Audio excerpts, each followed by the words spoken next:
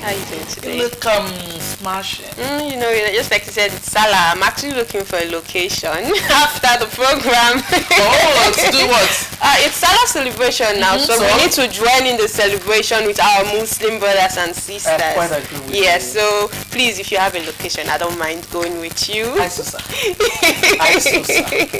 You always want to tag me, Abby. No, don't worry. I'll take care. We'll go with the Muslim brothers and sisters are Yidi now, but I know that after Yidi, it will be the time to slaughter the ram, and there's going to be a lot of you know it. A lot of ice cream. And it's the new addition. Oh, look, it's so beautiful. And before we came on air, she said, I didn't make up it. But you need to see how beautiful she's looking. Stunning. Hello, dear viewers. Thank you very much for joining us on The Perspectives right here on Osrc television. You're welcome on board. And I'm glad to be here. Yeah. It's nice having your pretty face on the show. You know I can't do without you. I've actually been expecting her. I've been expecting to see her. Really? You know why? She has all the juice, all the spice, everything you need to think about. Of course. We are really glad to have you. Yes. Thank you. And we know we'll have you more. I'm actually hoping for that. I am. Oh my God. Thank you, Jerry. This 2 against 1. Once again, I want to say congratulations to our Muslim brothers and sisters. And like I also said, after now, it will be time for us to visit you. And of course, we need to also share in that delicious menu that you've prepared for today. But the good thing is, let's not forget the reason for the celebration. Exactly. So that we would learn to do the right thing every time. Welcome on board. This is Perspectives once again, and we have the things we do on the program. We'll go to our newspaper headlines, of course, and after then we'll take a break and later come back and do trending stories. Hopefully we might be having someone to talk to on the program, hopefully, but in case there is no, we'll open the line for you to also call in. You might want to say one or two things to a friend, a brother of yours who is also a Muslim, or the Muslim brothers might want to just say shout out to their fellow brothers and sisters on the program this morning. You're all accommodating. Welcome on board. Alright, let's take a very short break. We'll be back to take the newspaper headlines.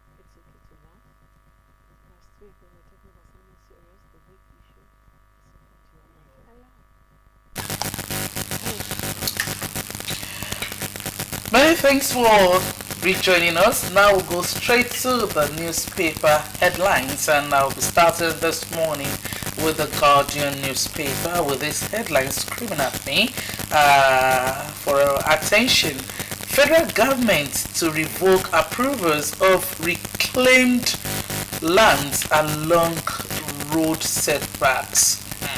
That's a very good one. Also, we have COS admits insecurity can't be resolved through military force alone. You can find the details of that story on the page 3 of the Guardian newspaper. We also have this one. Tinubu, Atiku, others urge sacrifice, compassion, unity at Eid al-Kabir. Go to page 6 of that newspaper, that's the Guardian newspaper. for the details of the story. Time to move. Akwa Ibom governor speaks on defecting from PDP. That seems not to be news anymore. At least as if everybody knows. And he already said that he's moving. Yeah, he's been dropping hints here and there that he was. In fact, it was almost like a threat to his cabinet, saying, "Look, if you're not moving with me, then you better resign." And I think in the news yesterday or the first day, the deputy already also said she was ready to move. So it's about movement. It's moving season. Yes, It's moving season. life is about movement, actually. Let's just see. We keep talking about how the 2027 election is going to be. Are we going to party system? But then with this moving, let's hope. But then 2027, it's still far, but not that far. So things can still happen. People can move and move back. It's moving season. It's sad, but in Nigerian politics, it happens everywhere in the world, but in Nigerian politics, cross-carpeting is a problem. It is. It is. In other climes, usually political parties are known for ideologies, but here it's as if there's no difference, no differentiation. So there's that ease of movement. It doesn't matter what your ideologies are or what my ideology. I just want to move, especially when they want to identify with the ruling party. But I don't. You're right. They want to identify, but I've also heard, and it's also in the news, and some people are saying, especially if you want to seem forgiving. Ah, yes.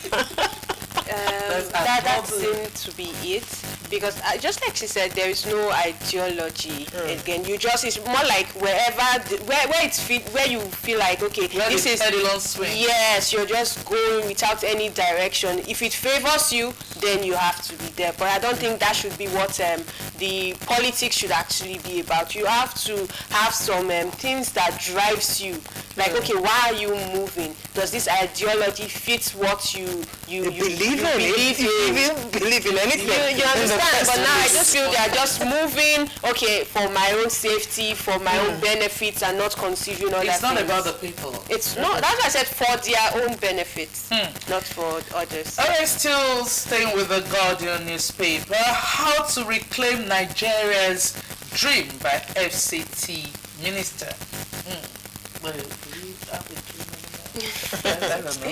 No, we still have a dream. We must keep hope alive. Yes. And, we're very quick to always compare ourselves to America, who, by the way, over 250 years old.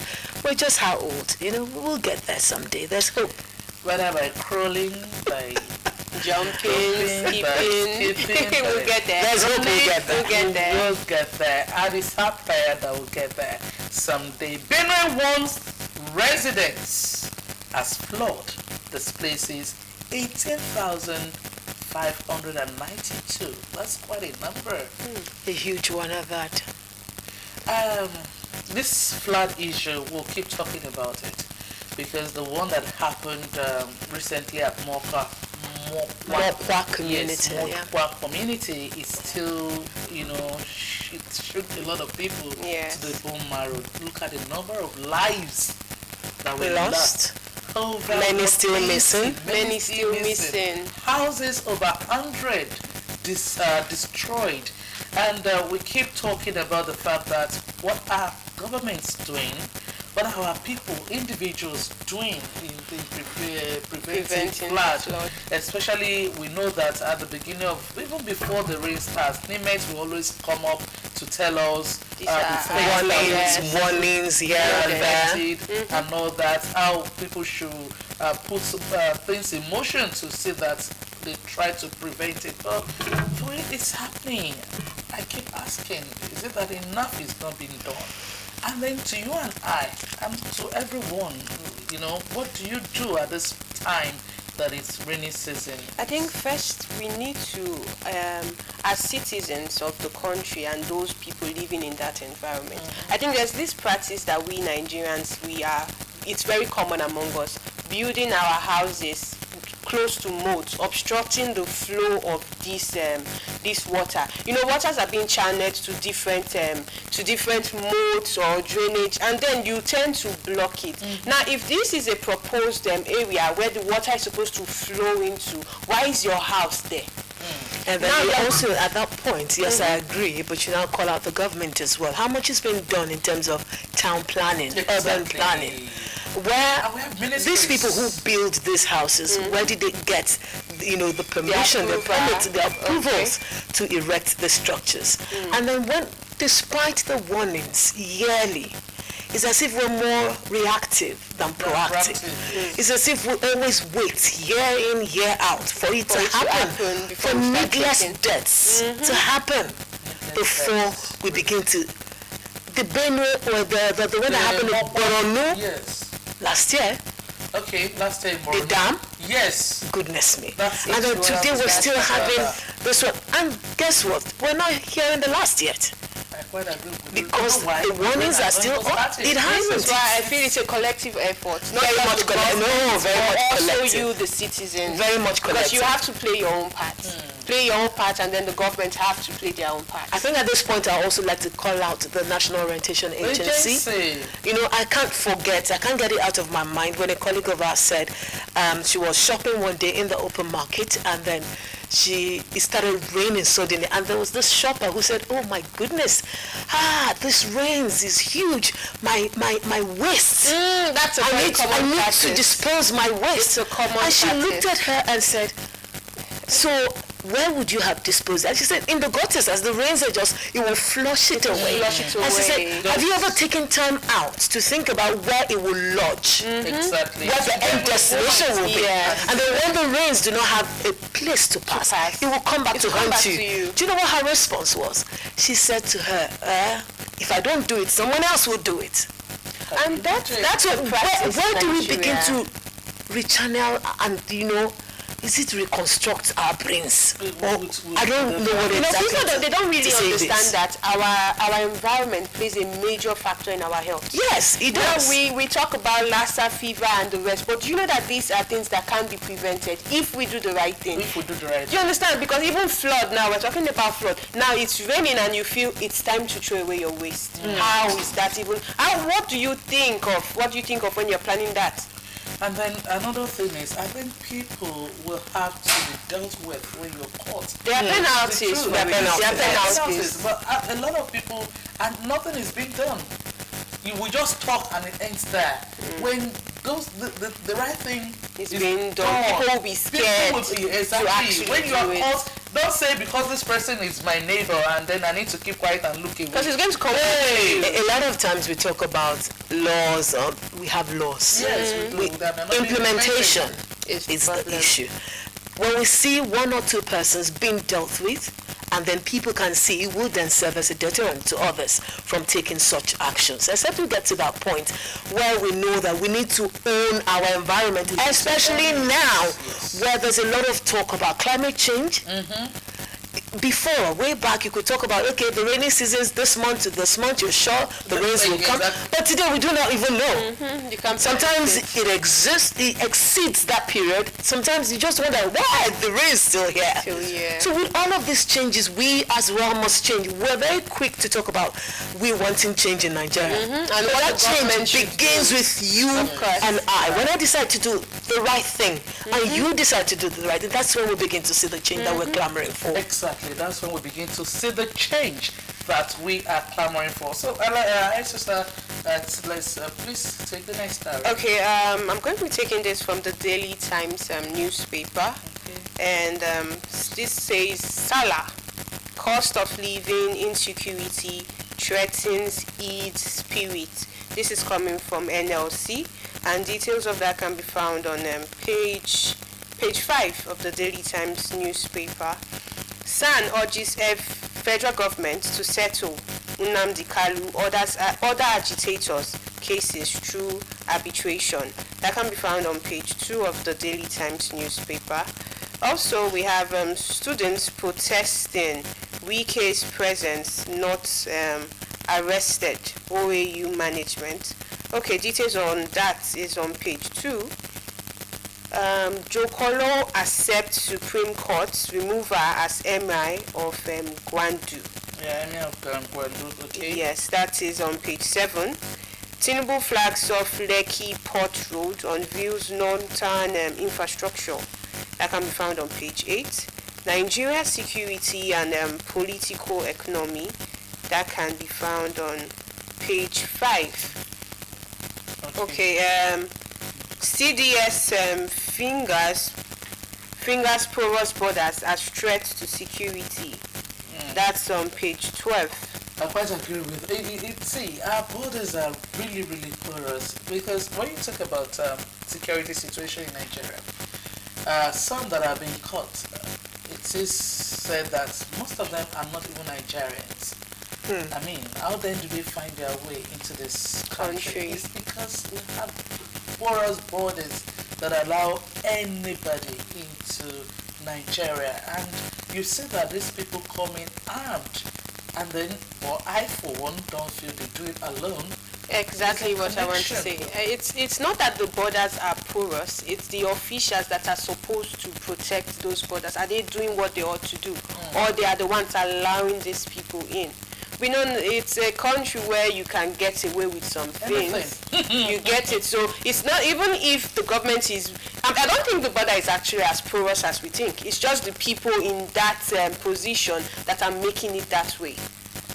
Yes, well, yes, you might say it's not as porous as we think. Once the people are not doing the right thing, it also means porous. It means it's porous. But then I'm just trying to say, if they do the right thing, it's not even as porous as we think. Because just like you said, they are not even Nigerians. How do they find their way into the country? And most of them are even armed. Armed? Fully armed. With sophisticated weapons. Not just any weapon. Yes. It's even that most of our military people, personnel, they don't even have. Yes. Alright, any more? Okay, I think we have police fuel highway robbery incident. Gunned down suspects in Bauchi. That's on page 10. Okay. I think that's all on the Daily Times. Bobby. All right, let me take the Punch newspaper. This one says, Salah, Tinubu promises economic rebound, urges prayers for soldiers. Yes, and then there's a writer that says IG moves to secure aid prayers as governors Atiku, others greet Muslims. Gridlock worsens. I don't know if you saw the gridlock on Lagos-Ibadan Expressway yesterday. In fact, when I was coming out this morning to work, I said, okay, people are observing the holiday. And the backman was saying, not just the holiday, it's people have traveled. I'm like, okay, yes, for the Salah, celebration. I'm just hoping, when I saw that of yesterday on the Lagos-Ibadan Expressway, I was hoping that these people really do get to their destinations because some of them might still be there as we speak. And sometimes it's not just that the roads are bad, but because people are not patient enough.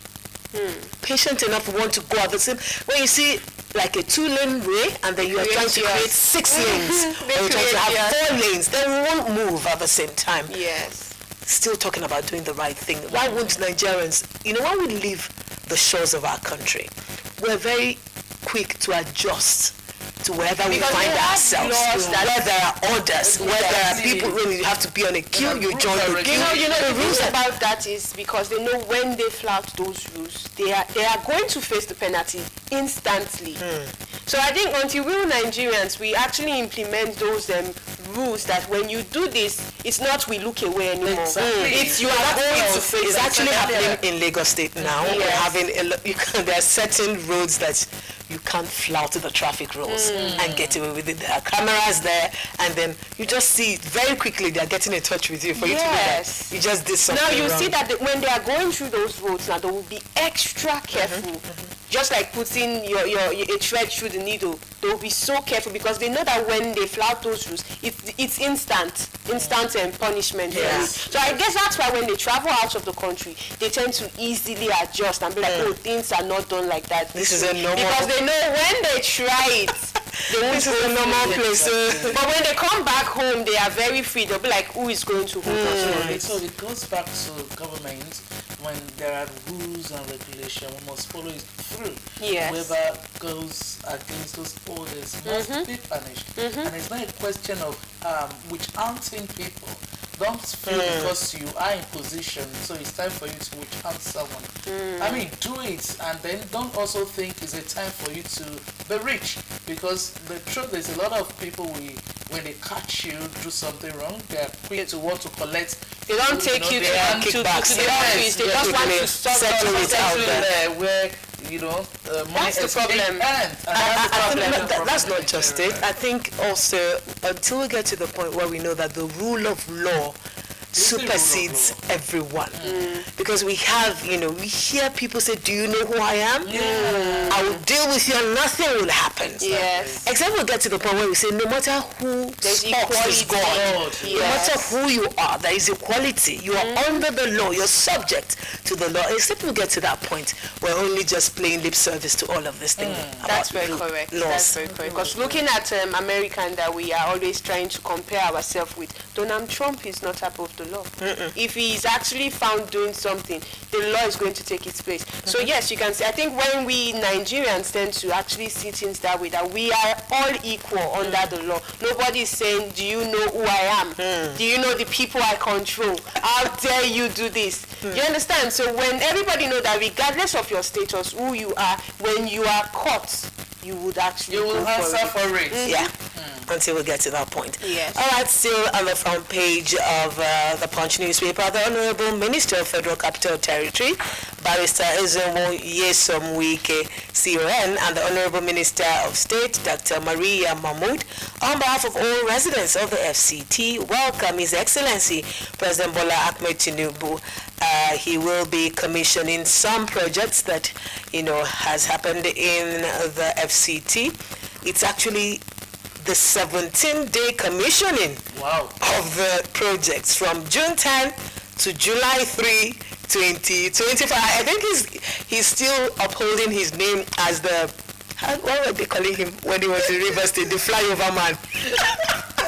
There was so many road infrastructure that he worked on back then, and I guess he's duplicating same now in FCT, only that a lot of Nigerians are groaning, a lot of people have lost their properties, a lot of people have lost their lands, a lot is still ongoing about the rent, the ground rent and no ground rent and all of that.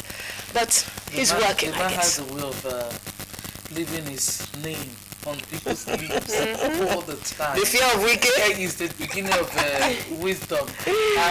Whether he's doing something, you think he's doing something wrong or he's doing something right, the man is out there, he's working one way or the other. It goes back to the time when Ribadu, I think it was Ribadu who was the former minister of FCT, when he came on board, and a lot of people were so angry, he was doing quite a lot. I think Wiki, the FCT is trying, he can close and not close anything. And he knows said. He knows say you.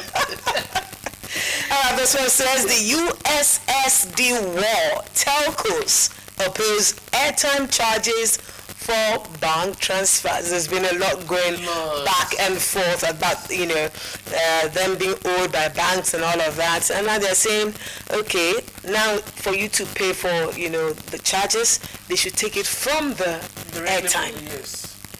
I'm not sure Nigerians will be cool with that. With the cost of airtime that has gone up now, about 50% higher, and then we're having some even doing much more than that. And then this is coming up. Let's see how it unfolds in the coming days. I think that's it on the Punch newspaper. All right, I will be taking this, going to the front page of Nigerian Tribune. That's where our next headlines will be coming from. Let me start with this that says, we must control illicit arms to defeat terrorists. That's coming from NSA, and here is a rider to it. As FG destroys over 1,867 illegal weapons that's on the page 2 of Nigerian Tribune. Also, bad leadership, biggest challenge against Nigeria's development. This is coming from our almighty bad leadership. I mean, admitted to that size, Tinubu capable of building Nigeria of our dreams. Page 3. And as much as I agree that our major problem in Nigeria has been leadership. Yes, we have followers problem. But I feel if the leaders do the right thing, if laws are set and it's followed through, I mean, people will take caution. People will take cue. So one way or the other is right. If it says bad leadership, which a lot of people have also talked about, that our problem in Nigeria is more of leadership and not of followership. As much as I would like to agree with you, but they say the people get the kind of leaders they deserve. And these leaders do not come from a vacuum. They come from amongst us as the people. And then the fact that, when you look at Nigerian politics and leadership as it is as a whole, you begin to wonder. It leaves much to be desired. Yes. You have people who come into power, and then the people, there's that sense of entitlement. Our son is there now. And they begin to make lists and lists, unending lists of demands of this person. And the thought is, if he doesn't deliver on these things, he won't smell it again. And so when the person is supposed to be focused on getting, real governance carried out, he's busy trying to please the people. Yes, it's the people that comes to him, not the people. Not the people, people who are like related to him or more closer to him, not the people as. We worked for him. We know how he got there, so he must be ready to pay back. And then how much do you also demand of your leaders? If when it comes to elections, you go out there and then you take a kickback, you take something in order to cast your vote, you have sold your birthright. So what rights do you have to demand? We talk a lot about the fact that Nigerians are docile. A lot is being given now to the governors. States are getting so much more in terms of FAC allocation. And then we still have cases where there's no change, no improvement in the lives of the people. And then you begin to wonder what is happening. Just like you said, it's the people that are closer that tends to be the one enjoying these benefits. It's now I think the politics is now becoming me and my family. Basically, it's now more like a father's and my family business. Yeah. Do you understand? So it now looks like the citizens are not really benefiting. When we talk about this thing, it's not just political leaders. I once interviewed a public relations officer of the Nigeria Police Force, and he said when he was named as a PRO that I needed to see the celebration that happened in his community. That our son, it's time for us to a lot of Thanksgiving. Yes. He was like a lot of eating and drinking. For me to just be a spokesperson of the command is they feel like expectations. So if they break the law, I can call my brother. He will back me up. Until we change our mentality. I think it brings us back to the whole thing of they feel like they have somebody so they can break the law. You just said it now. My brother is this. I can do whatever I want. I just need to place a call. Yeah. With that brother stop answering, and that's it. You see, the brother that they keep calling and keep answering to them and keep bailing them out, if he actually decides to also stop, I'm sure their senses will come back. They will know that if I do this thing, my brother is holding on to his dignity. He is not that kind of person. You have to do things right regardless. It would not be. That's if the brother now decides to do the right thing. To do the right thing, yes. And then if they know you're a principled person, the fact that you're in that position is not a guarantee for you to misbehave, then you will borrow yourself some sense, like we say in our local parlance. You go buy something. All right, Idil Kabir, don't lose hope. Tinubu tells Nigerians, page 4 of the Nigerian Tribune. Here is a writer as governors, rep, speaker, Atiku, others congratulate Muslims. Okay, that's all from the Nigerian Tribune. Okay, moving on to Daily Trust, we have this from Salah saying, traveler spends hours on Abuja-Kaduna highway. We spoke about this. Everybody is traveling and all. But I think when we still do the right thing, the traffic would still be reduced. It will still be reduced. Okay, so Tinubu Atiku governors preaches peace. Okay, how 300 Nigerians died in 6 days. and that's on page 5 of the Daily Trust. Army chief makes cases for early voting for military personnel. That's on page 10. I think that's all from Daily Trust. I like that, but it's not just the security agencies. I think essential workers generally. I cannot remember when last I could vote. The important thing is that all essential workers, early voting, electronic voting. Nigerians are expecting a lot from this 2027, elections. No, it should be 2026. And it's almost like we're talking next year.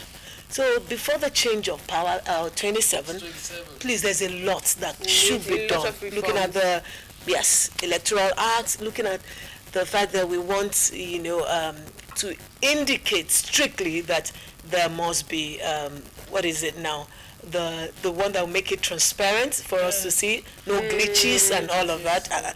So everything I should think be that put was in why place. Nigerians, they came out and they were like, why would there be a penalty for people that don't come out to vote? That and one. they were like, yes, yes, and they were like, instead of giving penalties for this, have you tried to check what is the root cause for the apathy?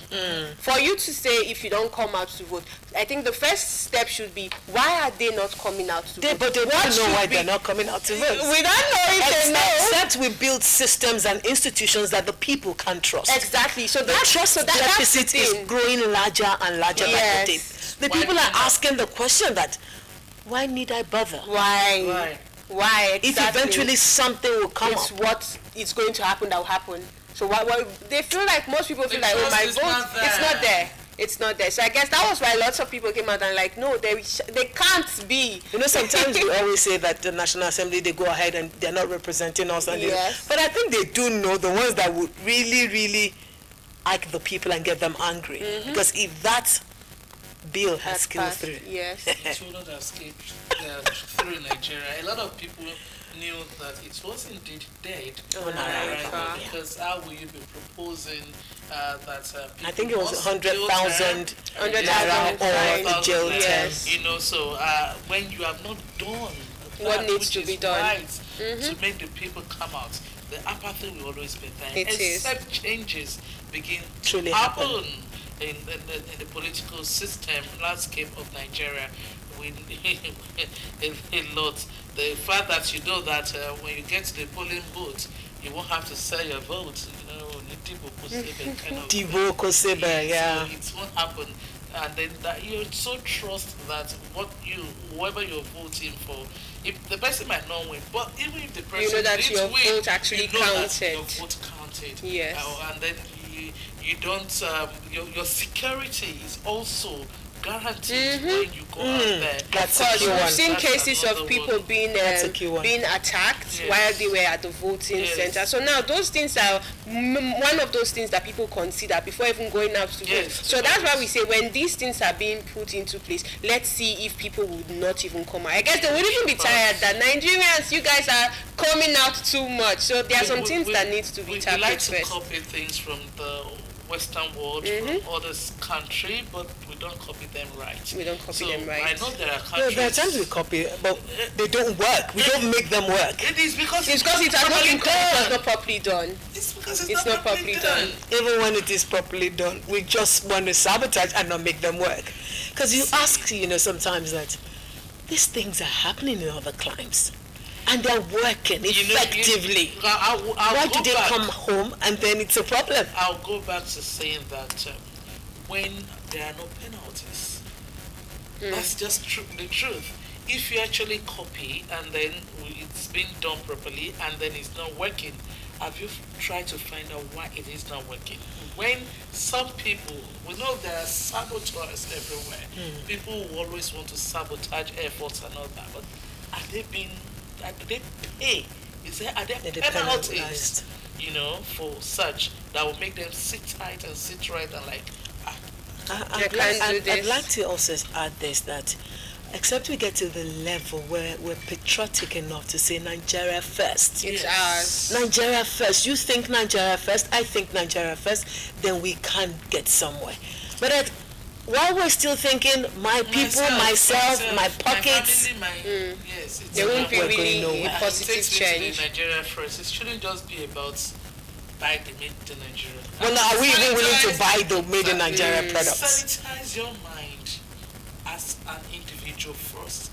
To always want to put yourself in that right position for you to do the right thing at all times. I think if I know that this thing I'm going to do is wrong and I decided not to do it and do the right thing, you do the same. You do the same. Every one of us, this. I think that this brings us life- back to patriotism. Yes, that brings us back to it. When you do the right thing, you know, oh, this thing is going to come back and affect us. Just like you If said, it doesn't affect you immediately, it will affect your neighbor. Your neighbor, your sister, your It's just brother, like your when they say, children, just like when they say, anyone. those who lives in glass houses Don't don't trust trust them. stones. Yes, it might just meet one of your own.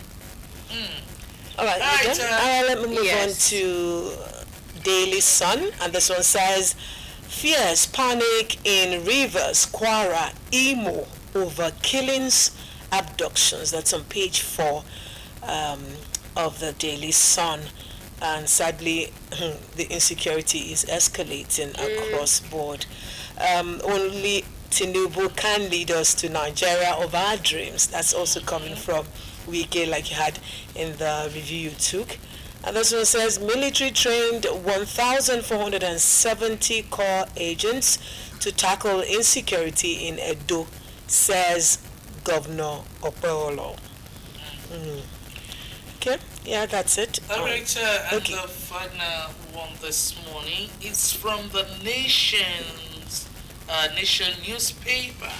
Let's take this one, still on each from our president. Each president seeks prayer for troops battling terrorists.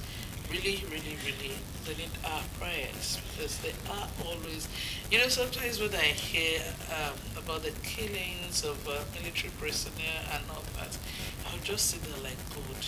They have families too. They have families. Wives that are hoping that they'll return someday, children that are hoping that their father, they will be Comes back embracing home. their father's earth. And I'm like, hey, thank God I'm not the person for military. Sometimes you just think this way, but the truth is, they are doing quite a lot, especially those in the junior cadre. Even if you might think it doesn't affect you directly, as in you don't have a family member, there's someone out there that it is affecting. So you must take out time to pray for them. Please, it's very important. Tinubu defends legacy road projects. Funding, they say rider funding will be adequate. Okay, there are a lot of road rehabilitations. We talked about the one we came to in FCT. Even Ondo State is not left out as the state government celebrates the 100 days in office. We know that there are a lot of road rehabilitations, infrastructural development, and all that is going on. And I forgot earlier to mention the fact that Osrc was at God yesterday when the governor visited our vicinity, Osrc, where there was an exclusive interview where he also read out all the achievements in the last 100 days. And I know that road projects are not left out because it's quite a lot. I, for one, am looking at the day, at the time that Oyanragule Bridge will be completed, and of course, we'll be able to fly that road free, and a very interesting one there. All right, Army-backed early voting bill, page 3 of the Nation newspaper. Automatic tickets in APC will consolidate democracy, size MPF. Okay, so there's some iota of truth to that rumor. You know that APC came out to say there was no such thing going on. Automatic tickets in APC will consolidate democracy. If you want to know the full story, just go to page 5 of the Nation newspaper. And tributes flow for Jubri Aminu, page 3 of the Nation. The Nation newspaper, I beg your pardon, has that story. Well, that's about it today on our newspaper review segments of the program. Let's quickly go on a short break. We'll be back after now for Trends Service.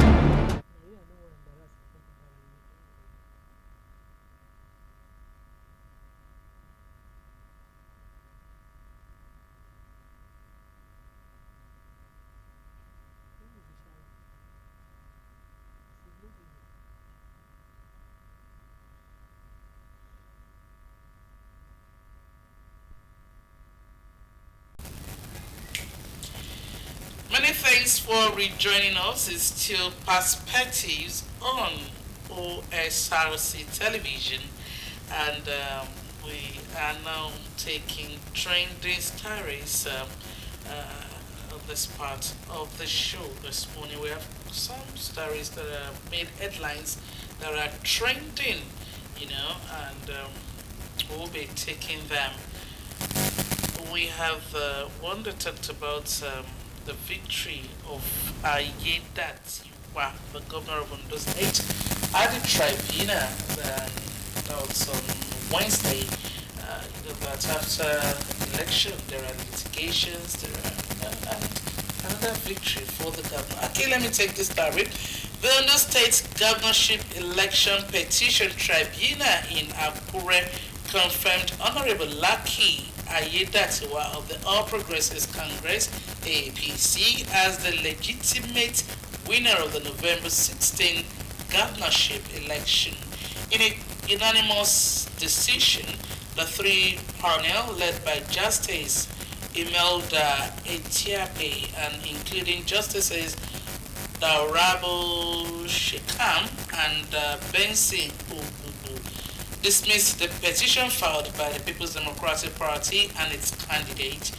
The tribunal also dismissed the petitions filed by Action Alliance, Social Democratic Party, Allied People's Movement, and Action Democratic Congress. The tribunal determined that the petitioners failed to substantiate their claims of overvoting and upheld that Ayedatiwa received the highest number of valid votes. The panel also criticized the petitioners for their presentation of evidence, noting that it did not adequately support their allegations, I beg your pardon. So it's victory again for our Honorable Governor, Lucky Urimiso Ayedatiwa. He won again at the tribunal against about 4 or 5 parties. And something, like when this winning takes place or when this litigation goes on, and at the end of the day judgment comes and they are saying no enough evidence, no this, no that, I keep asking, why do people go to court when probably you don't have enough evidence to substantiate your claims? It's just, is it not a waste of time, a waste of money? I mean, if you must go to court to fight you should anything, have enough evidence you should to back have up your exactly claims. to back up your claims. But it's always you don't have, there's no this, there's, I don't know. I think they just feel like let's just take it to court. It should look like as if I didn't fight. But then what are you fighting for when you don't even have claims? Our lawyers must chop. You know, when they think that, lawyers. that you do not have a chance or you do not have a case. Yes. Some might, in all fairness to them, would actually advise appropriately. But some will tell you, okay, you've got the chance, let's try. Deceit and deceit and deceit. That's always the case. We just deceive people because you feel it's time for you to, grab some.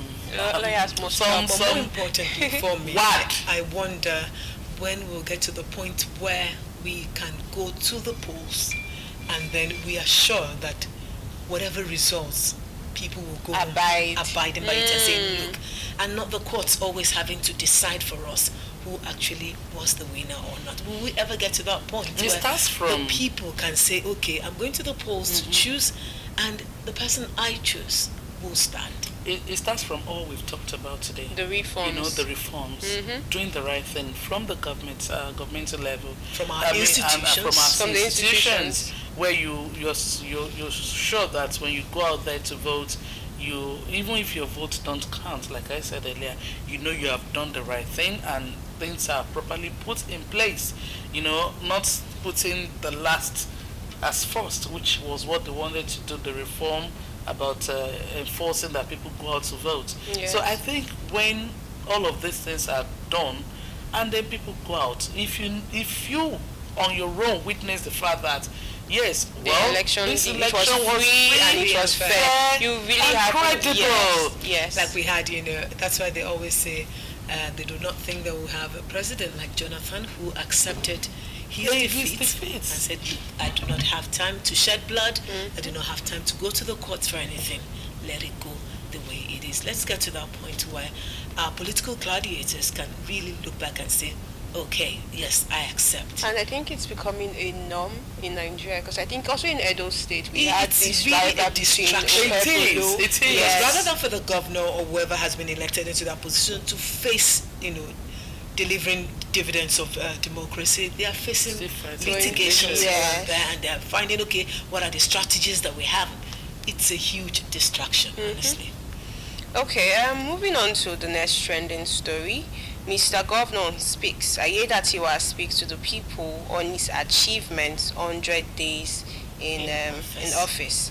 Okay, he started by thanking the people of Ondo State by giving him the mandate to serve them.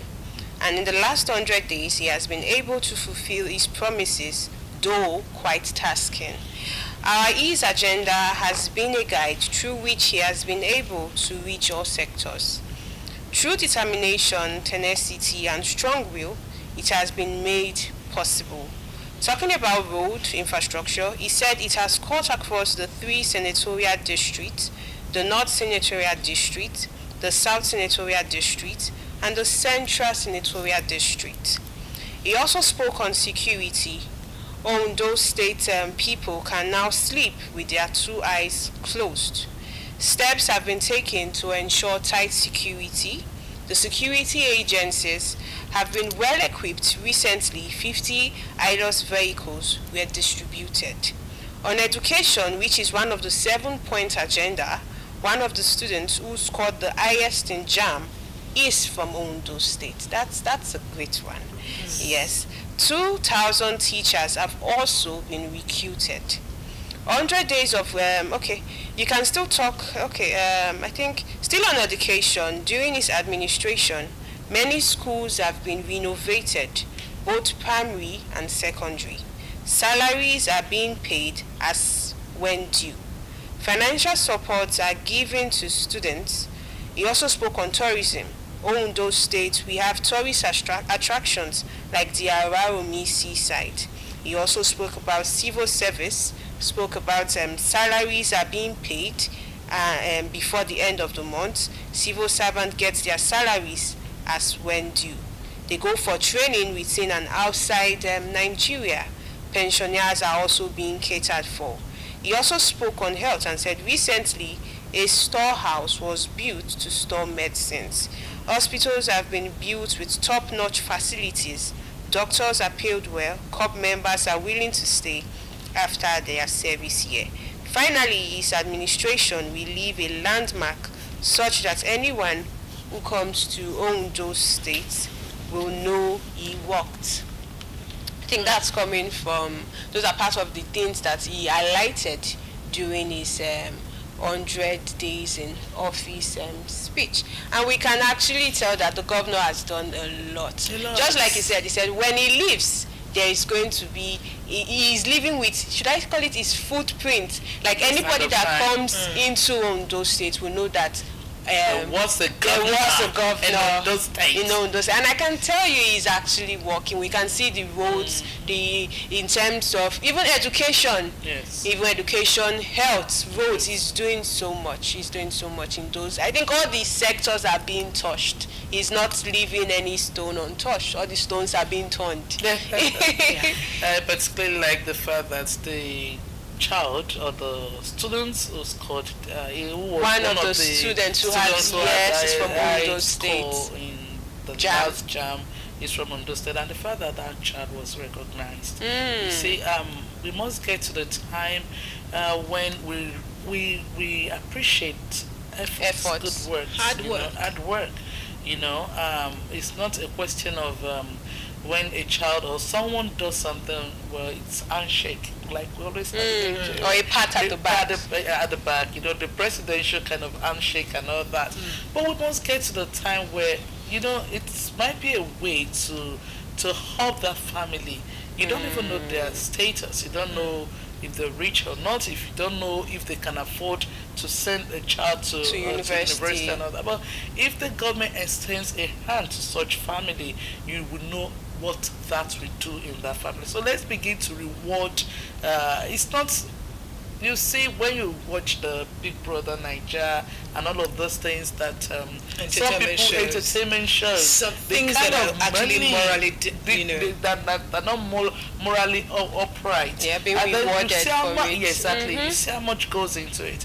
But when you begin to reward things, good deeds, yes, I mean, it goes a long way. And high flyers in education. Yes. Yeah. All right, it's just the tip of the iceberg in 100 days. So on those, people are expecting a lot more. A lot. Like they say, we're Oliver Twist. We always asking for more. We're asking for more in the health sector. We're asking for more on the roads, rehabilitation, commissioning of new ones. We're asking for more in education in all aspects, and especially in that area of tourism. Honestly, Ondo can do a lot. And then when you think about the Port Ondo, I can't wait for when that idea will come into fruition. What it will bring to Ondo State in terms of opening up the state, in terms of economically.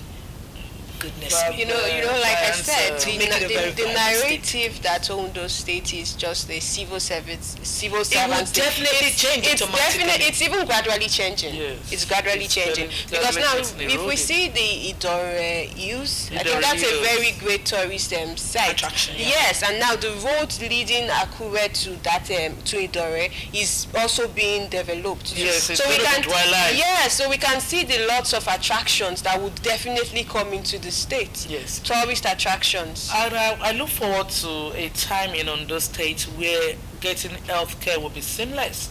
You walk into an hospital, you get treated quickly, where doctors will be well paid, where they will be able to attend to patients early enough. That it doesn't have to be crowded, or sometimes you wait for hours. And still getting the health scheme is doing fantastically well, especially the fact that they have also opened up, expanded the net to include the informal sector. So a lot is happening. We're expecting for more though. More and more. And I think there are lots of benefits embedded in the scheme. Yeah, there are. There are lots of. So the fact that it's not just for the formal sector, it used to be, but it cuts across also the informal sectors. And I think recently they're also trying to introduce the pensioners into it too, to see how they can also benefit from it. And I like that because the aged, let me tell you, something is that when you're growing old, your health start deteriorating, and so you need more care. A lot of people die from the fact that they can't afford to actually, take care of themselves. For a worker to be paying out of pocket now for medical care is not a funny one. It's not. Medicines are on the high, services are on the high, so a lot. So when the pensioners are incorporated and they know that they can get treated yes. easily without having to bring a lot of money out of their pockets, it will go a long way. So, well done, sir. Well done, our executive governor of Ondo State. Moving on to the next trending story, which is, linked to the one we're discussing now. Aidatiwa strategizes on elimination of fake drugs. The Ondo State Governor, Dr. Lucky Orimisan-Aidatiwa, has said that health remains a top priority of his administration and that access to safe, quality and affordable medicines is a fundamental part of the government's commitment to building a healthier and stronger state. The governor made this comment on Tuesday during the official commissioning of the newly upgraded Central Medical Stores to a farmer-grade warehouse in Akure, the state capital. During the event, the governor described the project as a major leap in strengthening the state's healthcare delivery system and a bold step towards eliminating counterfeit and substandard drugs from public health facilities. This is a great one because the way our markets have been flooded. NAFDAC has been on its toes. We must give it to them. In recent times, they've been going from state to state, ensuring that they are really sweeping. And there's been a lot of locking up of stores, locking up of pharmacies, a lot of, trying to say enough is enough. For especially now that drugs are expensive. Some unscrupulous people are trying to, take advantage of people. When you see somewhere where it's cheaper, you want to. But how you could be, because it's the height of wickedness for me. Something that has to do with life. And you want to take advantage of it and profiteer from that is really, really overwhelming. I'm glad that the governor is looking into this sector and ensuring that, fake drugs, substandard drugs, sometimes drugs that are supposed to contain some components in it, you see that some are actually removed. And then you take some drugs today, you had to treat malaria over and over again the other time, and you're wondering that, but I just took medication. It is not working. These are some of the problems that the governor is trying to tackle at this time. It's a very good one. Once fake drug is eliminated or eradicated from our society, you will know that we are moving in the right direction. Seriously, because the way fake drugs are, and people, I don't know. For me, like Obi said, it's wickedness. The height of it. When you because know this that, is something that has to do with health. This, can affect a fellow human being. But because you don't care, you just want to profit. The money, the profit is what is attracting on your mind. No, it's not. But it's good that we also mention here it's not just with the drugs. You see a lot of people using chemicals to ripen products. That's vegetables, foods that humans we like you consume. That's why we sometimes, before now, when we talk about cancer, we think it's far away from us, is people in the other climes and all. But today, when handle a health program, the doctors say it is very much with us. And the fact that there's no known cause yet, but at least there could be some causative factors like things we consume. I don't know if you've seen the green peas in the market today, open market. They're so greenish. In fact, there was a day I saw one of the traders who was, and I could see the green color in his hands. And I said, you're the one doing this to this peas. Do you know it is not good? I said, you're killing people. You're hurting. He said, no, it's to make it very nice to the eyes, attractive, and people can easily want to buy. Before we're running away from, processed foods, the canned ones. We're saying, let's do the fresh vegetables. We're advised organic is the way to go. And then we're trying to do that. And then some people are still taking advantage of that and tampering with it. This problem, I think I just remember there's this video I saw. Of a lady, she got palm oil. And I think she didn't use it the day she got it, only for her to go back and it's looking like a lotion. It's no longer red. It's not looking pinkish. And it's looking like a body lotion. And imagine if she had actually used it the day she got it. So it goes far to show the kind of Amoral. products, yes, the kind of Yeah. products that are even in the market right now. So we just have to be very careful, and I think a lot should be done in eradicating it's not just drugs alone, even food items. Food items. Yes. Oh no. There was a video I saw too. The vegetables were worn out. They were gone. And then they sprinkled this Chemicals to bring it back to and they life. came alive, looking fresh and very appealing to the eyes. And that's And wrong. I'm like, why would anyone want to do this? Just because in business you must have profits, you must have losses. So when you do have to encounter losses, why not just Embrace hope it. for a better it. day? Embrace it. That's what we don't want to have. We just want to keep profiting all the time.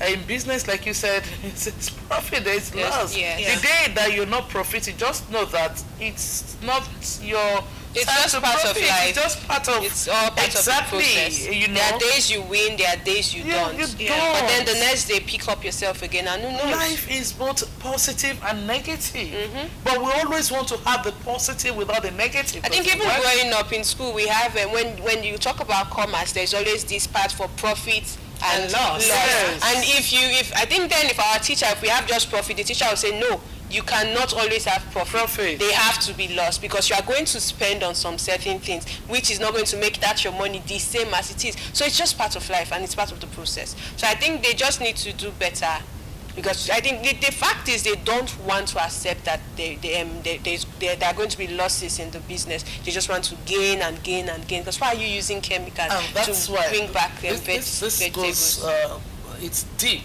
That's why a lot of people can't cope with failure. When they fail, they just feel the next thing is Throw in the towel, it's end their throwing lives. the towel, end their lives, because you've always had this mindset that I have to win at I all must times. win. It must, the negative is not for me. And a lot of people will go to the prayer mountain and we pray, do kabash, because you feel these things they are there to also spur us on, to make us better, to make us re-strategize. When you fail, it's an avenue for you to go back and re-strategize and say, where did I miss my step here? And then retrace it, and then you now find out that you'll be able to do better next time. A lot of the great people we talk about out there, they failed at one point in their life. Failure is a part of it's life. part of life. Part of But life. it is part of our life here in Nigeria. People I must beat tell you, themselves up. we really don't want to. Nobody wants to experience failure. We see it as something else, and I think the earlier we start, we are not saying go out there and purposely want to fail. Yeah. That's not what we're saying. But try. But if it doesn't work this way today, definitely it will work better tomorrow. All right, moving ahead to this one. Parent, 4 others arrested for assaulting Ondo Vice Principal. The Ondo State Police Commander said it had arrested 5 persons in connection with the attack on the Vice Principal of Complete Child Development College, Awule, Akure, Mr. Alexander Rotifa, by the parents of his students. The suspects include the mother of the student, who was alleged to have cheated during the West African Senior Secondary School Certificate examination with his Android phone. That's a person of Mrs. Dorcas Ashike. Rotifa reportedly prevented an SS3 student from cheating during the ongoing works, where he was said to have used his Android phone to cheat, but was caught while the phone was taken away from him by the vice principal. Newsman learns Monday this week that the matter raised arguments, leading to the student going home to report the VP to his parents, who allegedly hired some thugs to beat him to a pulp. A source said, and I quote, when the hired thugs arrived at the school to attack the vice principal, the school invited the police to rescue the man, but the thugs overwhelmed the policemen and dragged him out of their vehicle and pounced on brutally. The police public relations officer in the state, Mr. Olayinka Alayonde, confirmed this in a statement on Monday with the State Ministry of Education, stating it had begun an investigation into the incident. Okay, there is something that caught my attention while you were reading. So the phone was taken away from the child, and then the child went home to report to the parents. That's what exactly? That his phone was taken away from him. While doing what? He was not allowed. You understand? While doing what? And then the parents' response is to go to the school And to beat up the vice principal. I don't. Do you understand? I don't Like, get you're coming home to report what exactly? That you were caught involved in examination malpractice. And the parents, we spoke about this last week when we were talking about parents should actually be good role models to their children. Yes. Because now, for the child to come and tell you this, that means the child has probably been doing stuff like that and is so comfortable coming because he knows that mommy or daddy is going to come and support me. Because now I feel it's even a shameful thing that your child was caught doing that. You should not go to the school with so much audacity.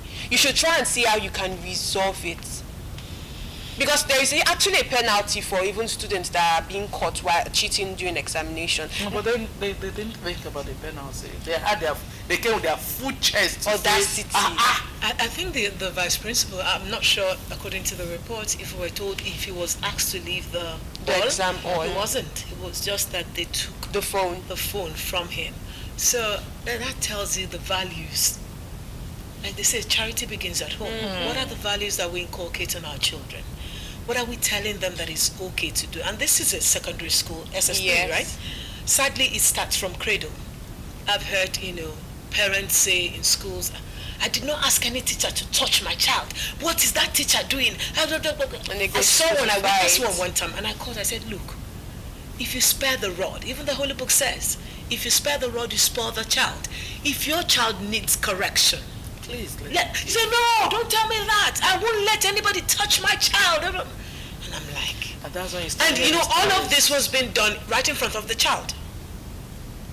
So now tell me, if that child still sits in that class, will that child respect or revere the teacher? No. That's Because they feel like if you touch me, in fact, they I'm might not even start coming again. threatening. You won't even They touch might me even again. start threatening them, the teachers, and be like, "Oh, if you touch me, I'll call my mommy for you." Yes. They'll be like, "You know what she did last Yeah. time? Yeah. She will show you this. She will show you that." Then They're there have been spoiling the cases child. because the proprietors of some schools want to think about their money, the money they are the making. business. I've heard of cases where these teachers are asked to apologize to the child. Yes, right in front That's of wrong. And then to The children. you even to the demean parents. the teacher, you make her feel, goodness me. Just because you're thinking, I cannot lose any child, I can't lose money. And then what are we breeding? I think I said this. I said, You're simply breeding children that will come back to haunt you. yes. That was where I was going. That's where you're going. Because you see, now they are doing it outside and you're clapping for them, encouraging them. But it's going to come back to you. What you give out is going to come back Imagine to if you. the child now goes on to higher education, higher institution, and then what won't he do to the lecturer? I mean, some will even go as far as joining a secret cult just because they want a particular lecturer dealt with. So what are you impacting on that your child? children? If you are such a parent, you need to desist from it. And I hope the full weight of the law comes on that parent, even the child. There are juvenile courts. Because that child can be less than maybe 16 or 17, 16, or even 17, 18. yes. But hey, When I heard the story and I read it, it's a very sad one for It is. me. As a mother, it's very sad because how can, for whatever reason, that you think you should go to school, With to your talks. child's school, and demean a fellow human being, beat up a teacher, A vice principal, for that matter, a man, and you send thugs after him. Not like, even if the man had beaten your child to the extent of inflicting bodily, like we've had in the past, which people condemn, which people will condemn, and then people have condemned in several terms, and nobody will support. But even at that, you don't also still have a right to go say you're hiring thugs to beat him up. There are ways those things can be settled, and the teacher will be punished by the school.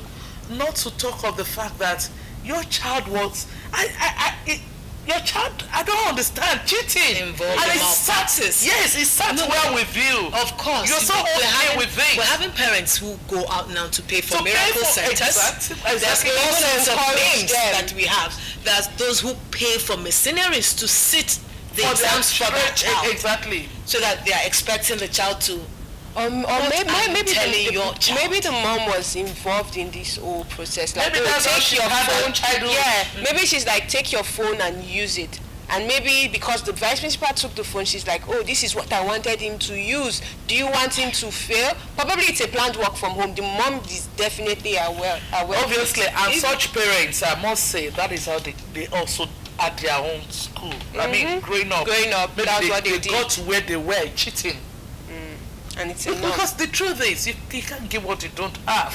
True. So it is that they have in them that they're able to introduce to that child, and the child could leave the school, go report. Exactly. And like you said, report what actually? You might be coming I was asked not to cheat. I took my phone because I was caught cheating. It brings to mind a mom that I know of whose child said, okay, she does extra lessons with this particular teacher.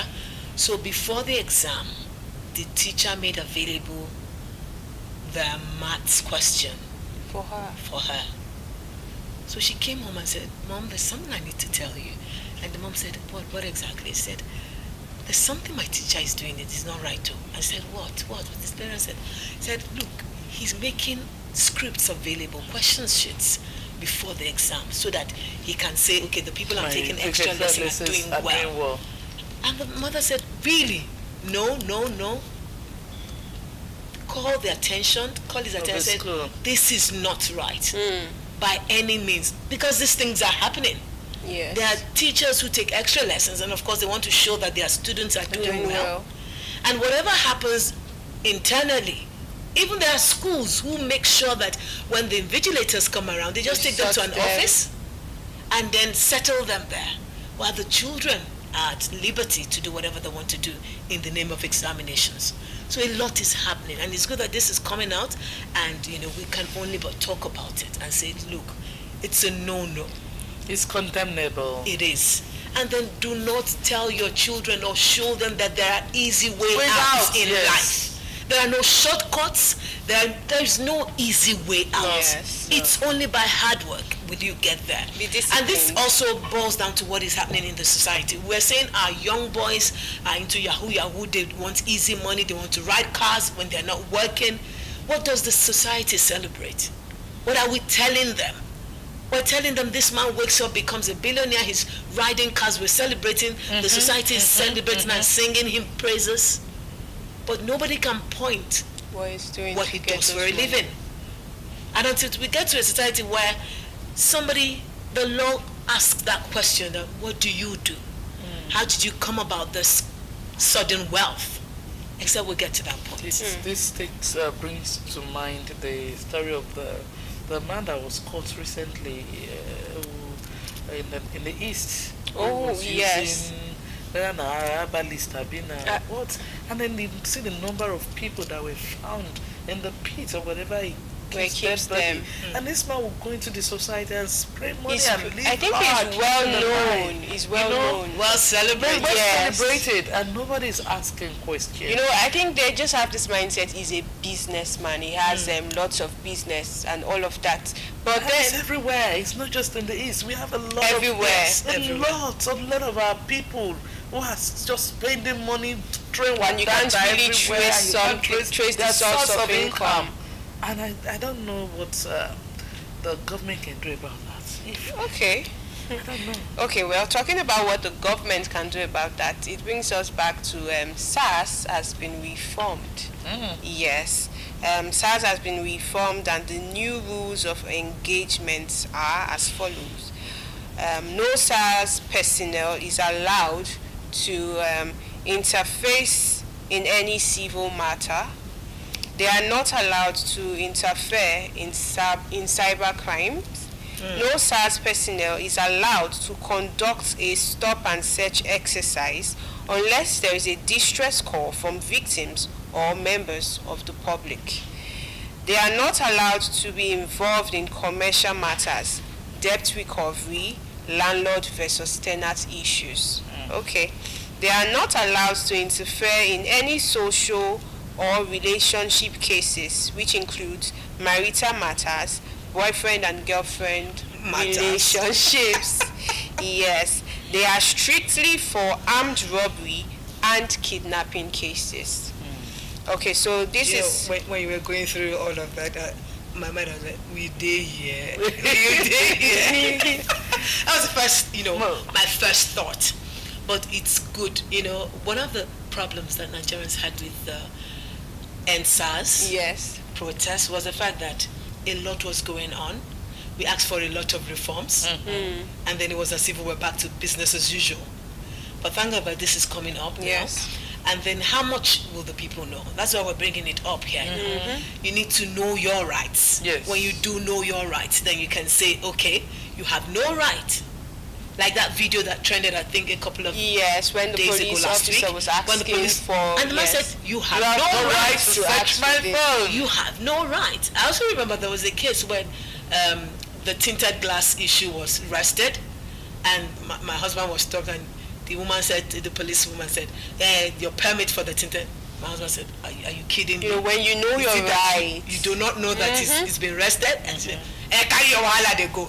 Except you know your rights.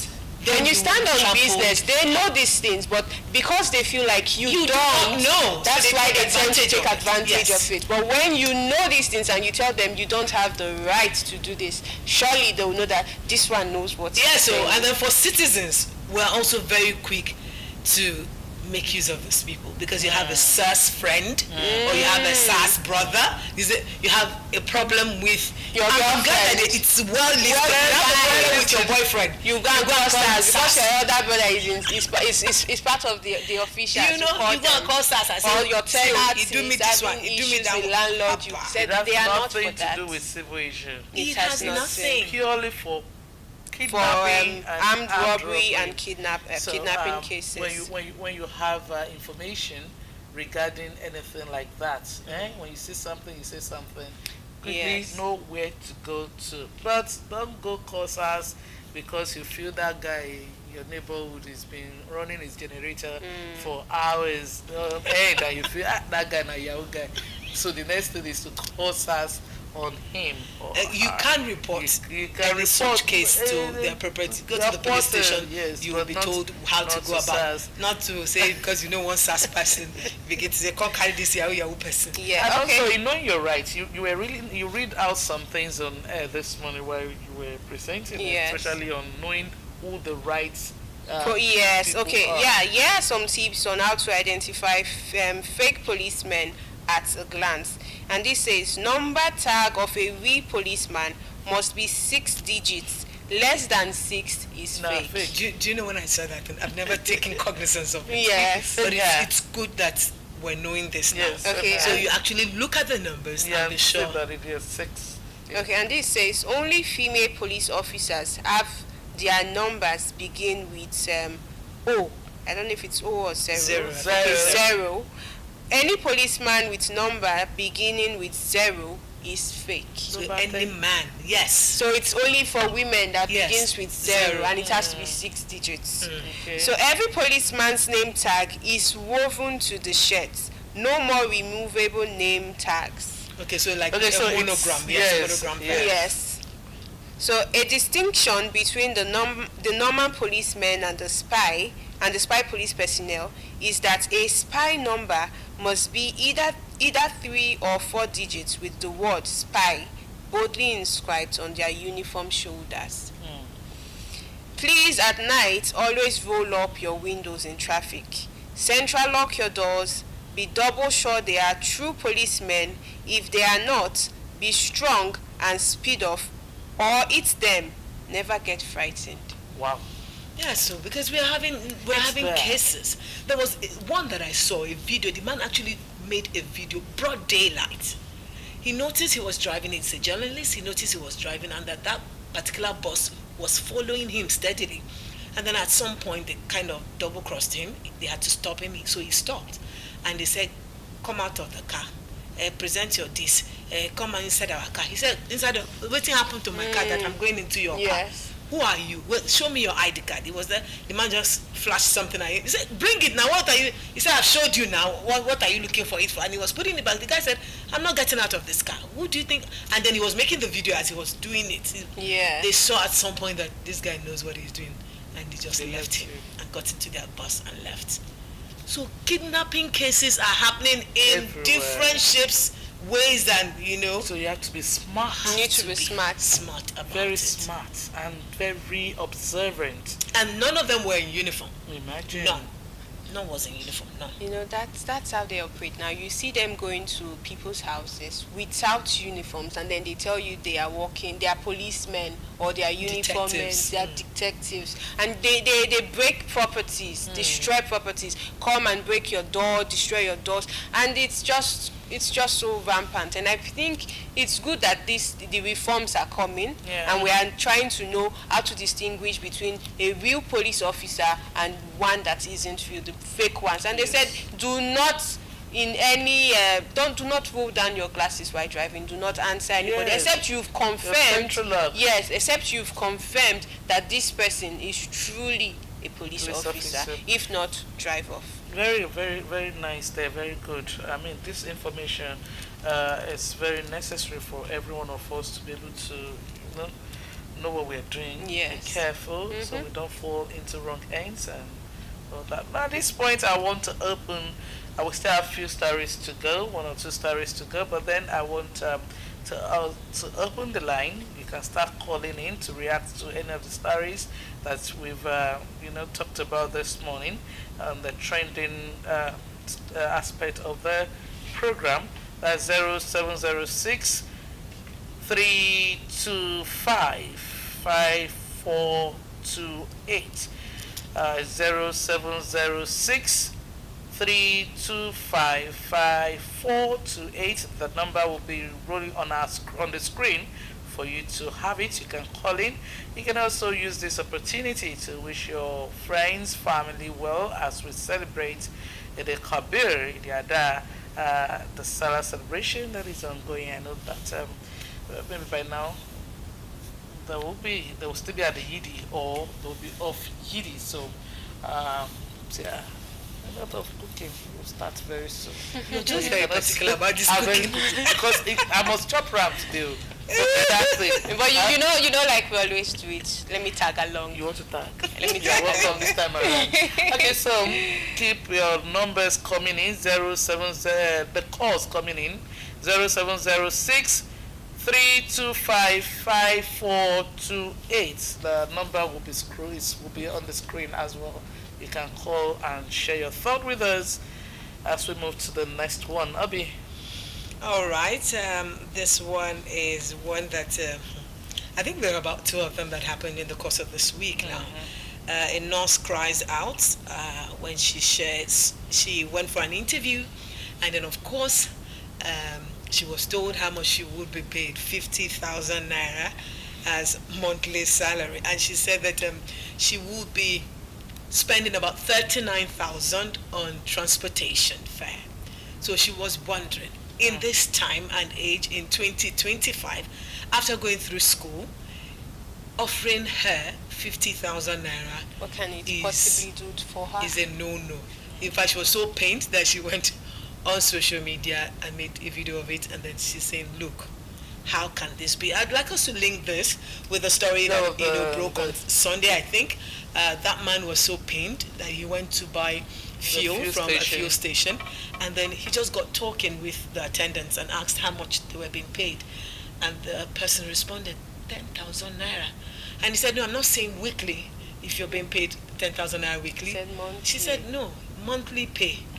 at the end of about 30, 31 days, because of course they also do not have any holidays. holidays. And You all know, that. this brings me back. I witnessed something at the gas station the last time I went to actually fuel my car. The man, we paid for 30,000 naira to be for 20,000 naira gas. The man didn't know that, okay, because he felt we were ladies, he filled it, but he didn't fill it completely.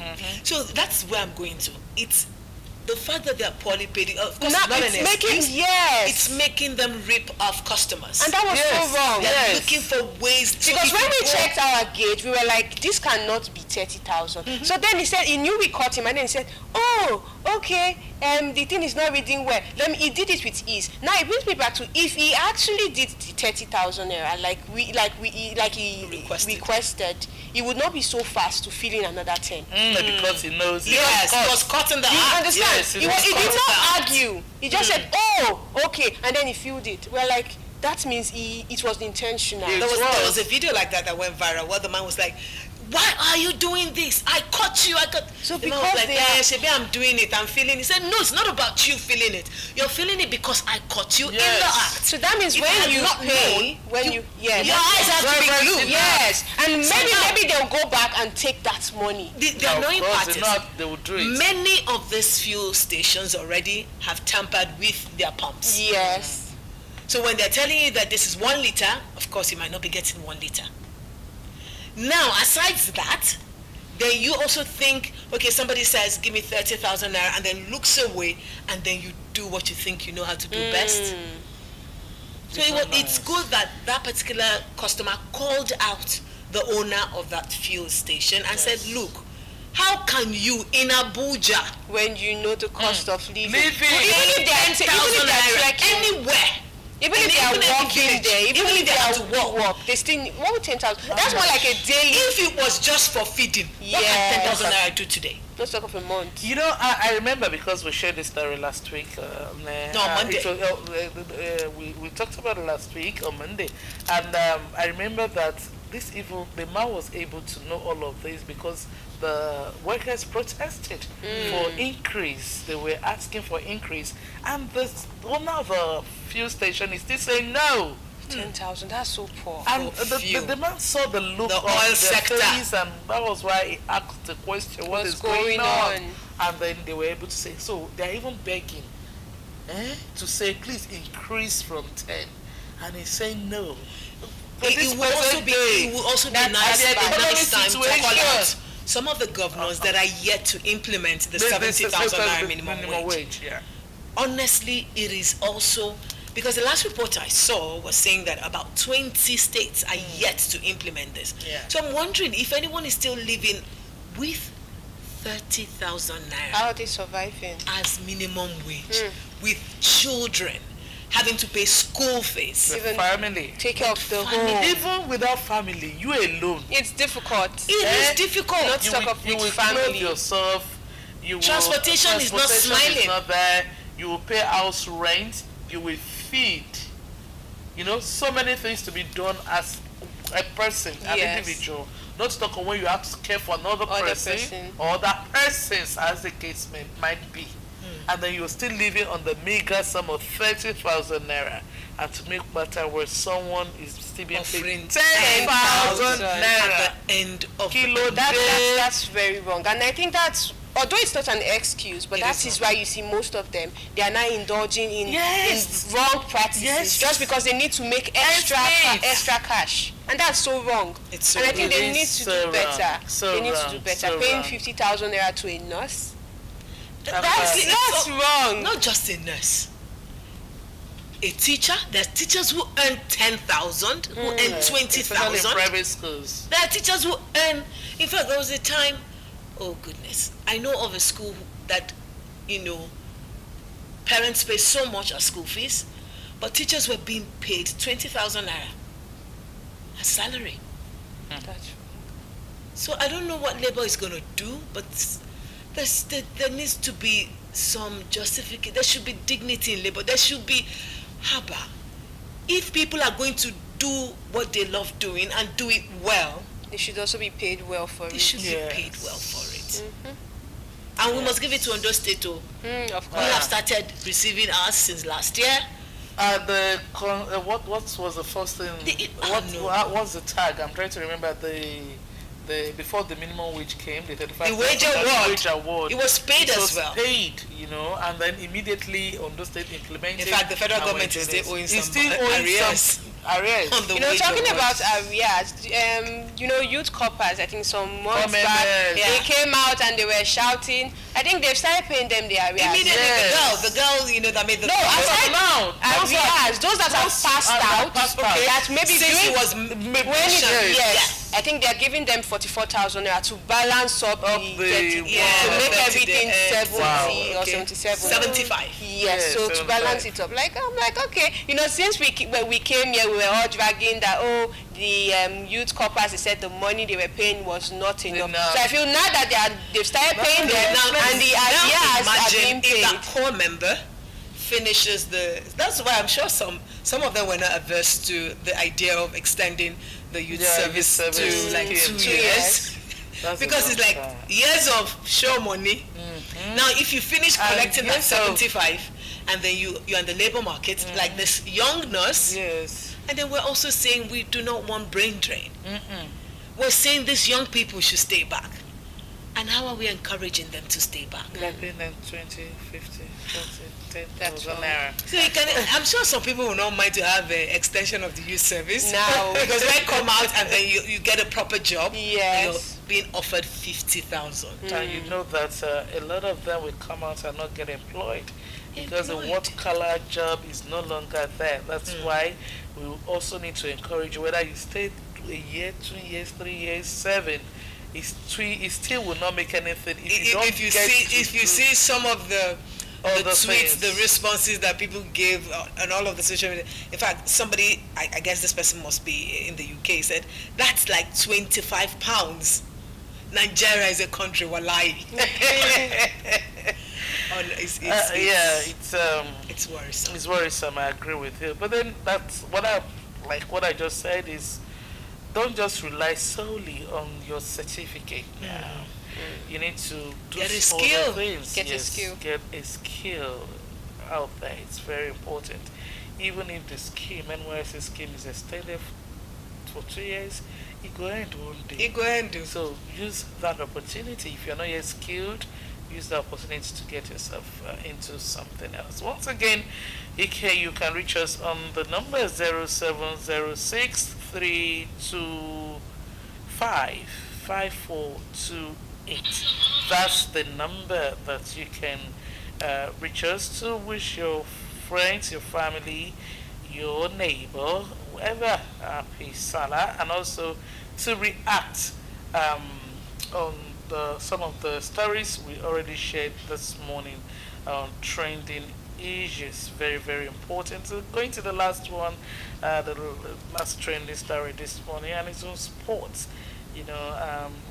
As those states will continue to shine.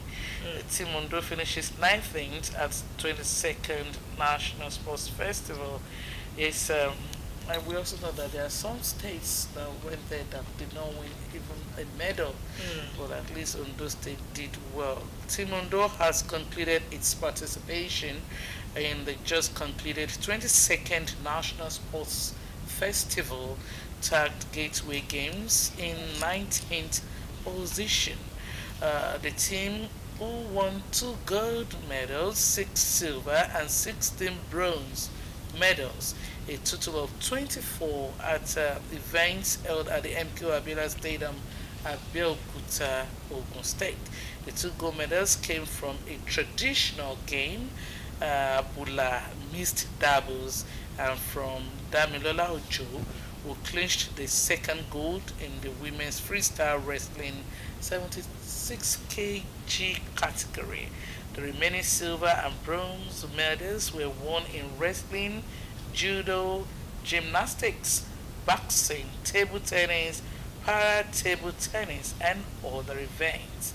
Team Ondo's current position on the medal table represents a sharp decline compared to the performance in previous editions of the game. At the 21st edition of the National Fiesta held in Delta State in 2022, Ondo finished in 13th position. 13th place, winning 6 gold, 17 silver, and 32 bronze medals, of making a total of 55. That's a very a sharp decline, really. Yeah.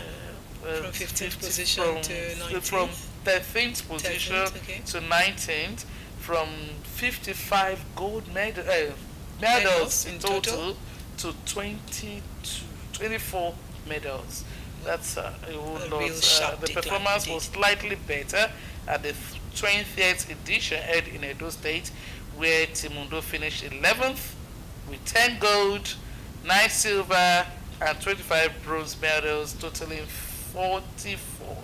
But this time around, just 2 gold medals. I mean, from 11th to 13th to 19th, are we saying by the next sports festival we should be expecting? We're going backwards? No. No, Like, Let's hope for the best. It tells you. I wish we had someone here who could speak to us about it.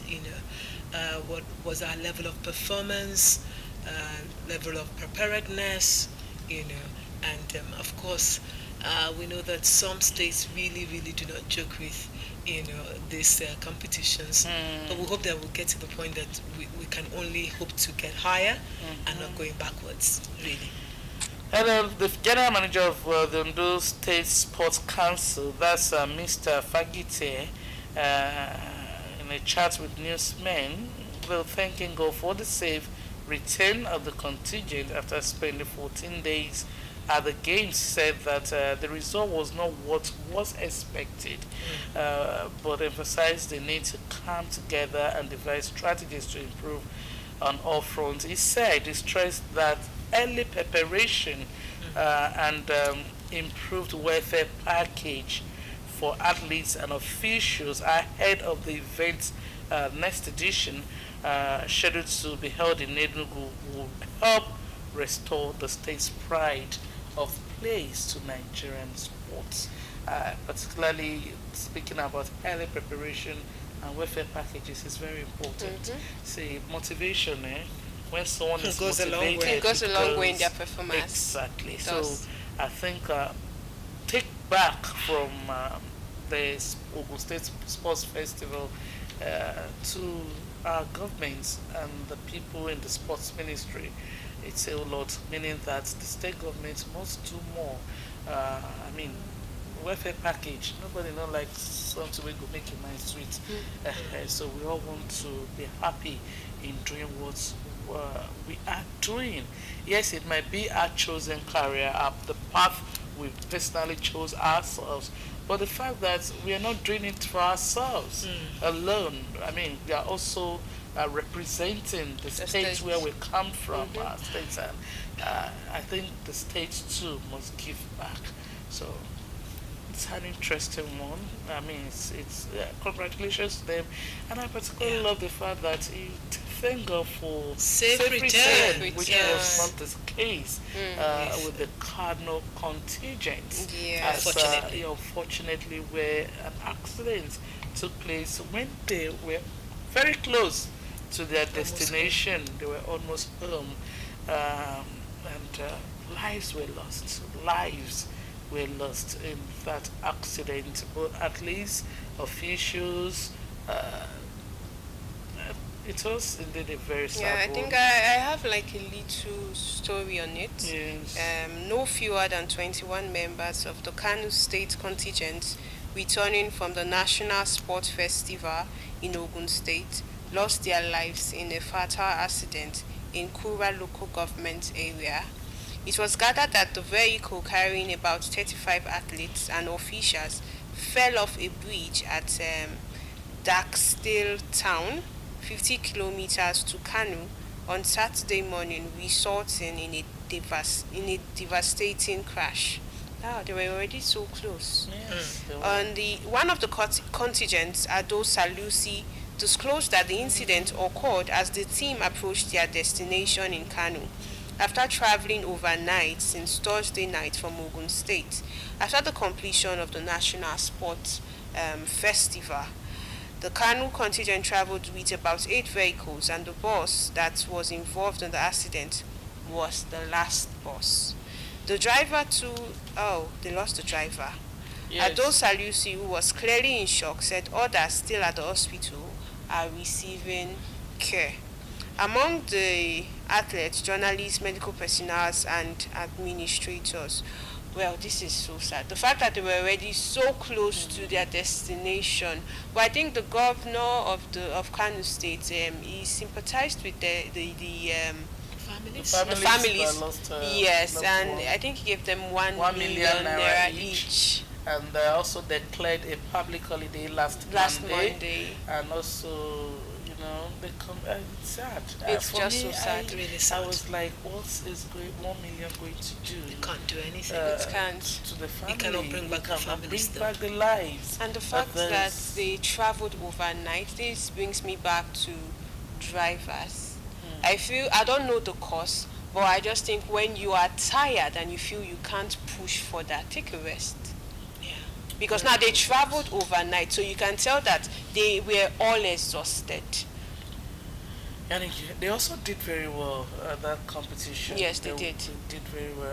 I can't really lay my hands on the Their position. Well, I'm thinking it's about around fifth or so. From the story I heard, they won a lot of medals. And you can imagine what they will be doing while in the vehicle. A lot of them will be Jubilating and rejoicing. rejoicing. Some might also be even drinking and Yeah. all that. But I will go with what you said. If as a driver you know your system, you're the one driving, so you know how you're feeling at a particular time. But Yes. because it's already looking at the fact that I'm almost home, we're almost there. Let me just keep on. A little parking and having a little nap will not be something that is difficult to do, just for you to Because they get said they yourself fell back. off a You know, bridge, so- so you could tell. Yes, it's quite a lot. It's sad. It is. Our heart goes out to the families and a journey that started ending this way is not really what we want to talk about. 36 states and the Federal Capital Territory took part in that competition. The government, President Tinubu also said so much about that particular event. He said he was saddened. Promising youths. Yes, promising youths, dying just like that. All right. We still expect calls. We still hope that you might be able to put your call through so we can take. But then our time is even. Yeah, Aisha was saying that she wasn't sure, but we were told that accident was caused by fatigue, excessive speeding. That's from the FRSC, Federal Road Safety Corps. You were tired because I know traveling overnight it's not easy. You would be worn out. You would just be using your last strength, like let me keep pushing, and that's why I say as a driver, when you feel tired, when you feel you can't go anymore, take a rest because it's not just your life. It's not just your life that's involved. You are taking the number of lives. Yes. 21. A whole lot, and some are still seriously injured. And then I keep saying this, it's always best to be late than be late because he said excessive speeding exactly. You were already tired but you just want to keep pushing, so you had to increase your pace. Let me just get there, take it easy, you still get there. You still get there. It's just sad. This would be a good place to leave it, and it goes to all drivers, all commuters, everyone. It's important for you to do the right thing when on the road. Very important. Like I also said, it's not just about you. You might be the lone person in the vehicle, but there are people walking on the streets who are on the road, who want to cross. There are other road users. And there are other vehicles on the road. Please, let's be careful, very careful, especially at this festive season, as we have a lot of travelers, and you're going and then you want to return back to your destination. Drivers who want to feel this festive season want to do more than one trip to and fro, to make extra money. This is an opportunity. At least Ibadan to Akure is not fun. I can go like 5-6 times a day, come back. Just take it easy on yourself. Not be your own. Why chasing money? Pay attention to your health. Yes, so may their gentle souls Rest in peace. All right. Do I take that as final words from you? Yes. I just say pay attention to your health, know your rights, and do things at the right time. It's Aisu Samoni Larry. And Obi Chukwemeka Uti. And I am Obi Chukwemeka Uti saying happy Salah celebration. Yes, happy Salah celebration to every one of us, because we are also enjoying public holiday. So it's Salah celebration. Although here we are working and we'll work. Essential workers we are, so we must work. We must work. And to all essential workers too, we say well done, and well done. So till we meet on Perspectives next week Friday. I am Remy Allen saying ta-da.